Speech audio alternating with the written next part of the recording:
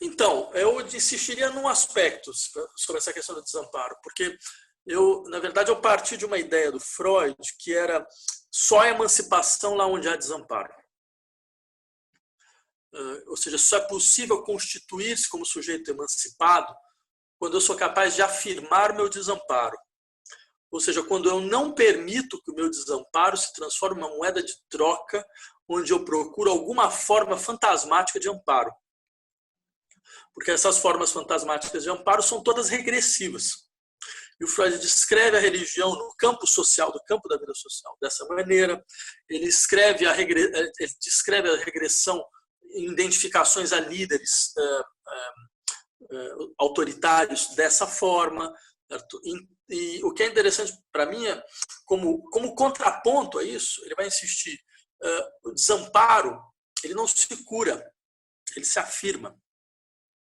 Afirmar o desamparo significa aceitar a contingência, significa aceitar a errância do desejo, da morte, significa, de uma certa maneira, compreender um mundo que não é um mundo totalizado, no sentido de fornecer explicações absolutamente totalizantes. Como dizia Whitehead, quando ele falava, a natureza está em farrapos. Então, é um mundo em farrapos. Só que esses farrapos, eles permitem que eu possa tecer de várias formas. Eles abrem um espaço de criação e de produtividade. Né? Não é uma saída melancólica. Essa aqui é a questão interessante. O desamparo ele acaba aparecendo, por incrível que pareça, como uma força contra a melancolia, a afirmação do desamparo. Porque eu paro de esperar de um outro um amparo que daria sentido à minha posição existencial. Então, por isso que ele é um afeto de forte carga emancipadora.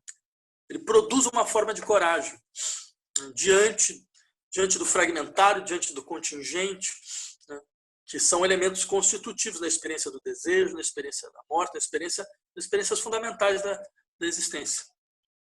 Interessante, né? Porque são sentimentos comuns que estão acontecendo com as pessoas, né? E é bom de escutar uma formulação sobre eles. Eu acho que eles têm uma coisa interessante, porque são, por um lado, sentimentos comuns, mas, ou seja, falando isso, as pessoas imediatamente percebem algo na sua experiência cotidiana, e eles são também experiências sociais.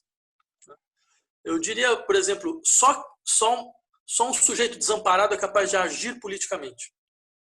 Porque ele não age projetando alguma coisa que ele acredita ter, ou acredita poder te amparar, e procura isso no tempo.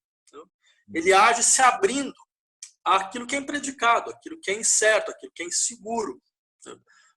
E aí vem uma coisa muito interessante, por exemplo, que a gente está vendo isso acontecer na sociedade brasileira. O Adorno, quando ele vai analisar personalidade autoritária, ele fala, um dos traços fundamentais da personalidade autoritária é a semiformação. O que significa semiformação? Alguns podem acreditar, não. Semiformação significa que o sujeito não tem o horizonte global de compreensão dos processos, ele se ata em alguns elementos e fica criando, de uma certa forma, um bric-a-brac, como a gente vê muitas vezes acontecer. Mas não era isso que ele tinha em mente. Ele tinha em mente outra coisa. Porque ele tinha em mente a verdadeira formação não é uma formação total, é uma formação que sabe lidar com os lugares vazios do saber. Ela admite a ideia de vazio, ela admite a ideia de incerteza, ela admite a ideia de instabilidade. Uma semiformação, ela não admite isso em hipótese alguma. Não há nada incerto nessas leituras. Não há nada que pode ser revisto. Não há nenhuma retificação possível da experiência. Entendeu? Não tem situação de você tenta alguma coisa e de repente você descobre que não é.